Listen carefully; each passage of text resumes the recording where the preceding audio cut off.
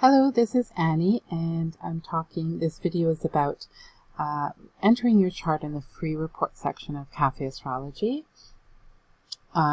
Just a little tutorial about how to do this and what to enter. This is in the free report section of my site, Cafe Astrology, and the link is below. The link to this section is below. Now, to start with, we have the name, and I suggest an initial or nickname because it has no bearing on your report or your chart. So you don't have to enter the full birth name. Just, for example, an initial will work, anything. A nickname will work. Nothing at all can be entered there. It's just a label.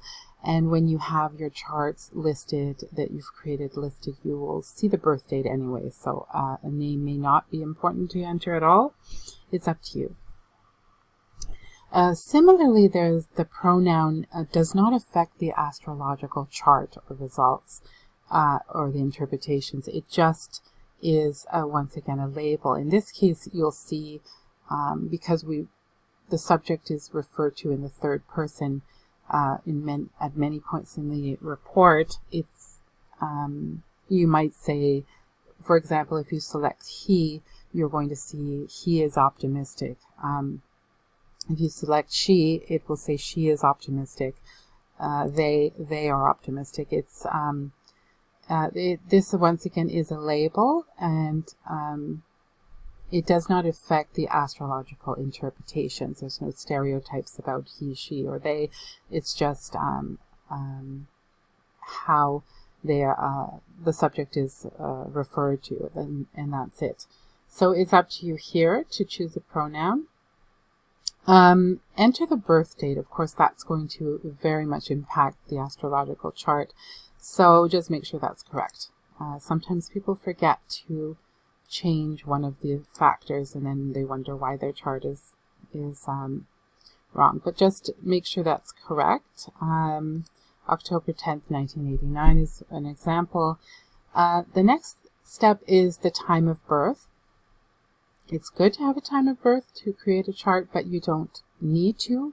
If you don't know your birth time, many people don't, that's okay.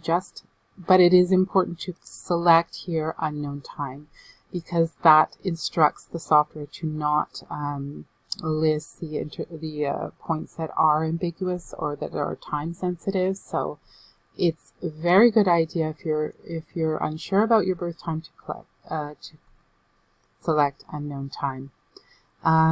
If you're told that you were born around 6 a.m., for example, that's okay. I would suggest using that. And, keeping an open mind about some of the interpretations may be a little off if you're actually born 10 minutes later or earlier. But within a small range like that, that's okay to select it. The other thing is, but if you're told it's either 6 a.m. or 6 p.m. or you don't know at all, select unknown time. It's better. The other thing is, do not adjust the time for the time zone or daylight savings time or anything of the sort, because the software already does that based on your birthplace and year and birth date. So if you adjust it, the adjustments will happen twice, and that's not the chart will be inaccurate if you do so. So whatever was on the clock where you were born, that's what you would enter. In this case, for the birthplace, it's not the most sophisticated field. You have to just enter the city name, and not the country or the province or the state or anything of the sort. Just the city name and nothing else works the best. For example, if you were born in Toronto, Canada, Ontario, Canada, you'll just type in Toronto and you'll get a list of locations to choose from. On some devices, this drop down doesn't occur automatically. You'll just see the first selection and then a little arrow. For example, on the iPhone, I know that that happens. And then you just have to select or tap on the arrow to see the rest of the, you're not stuck with the first entry. In other words, you'll see the list and then just choose whichever one applies. If you can't find your location in the atlas, just write to me, me or Kristen.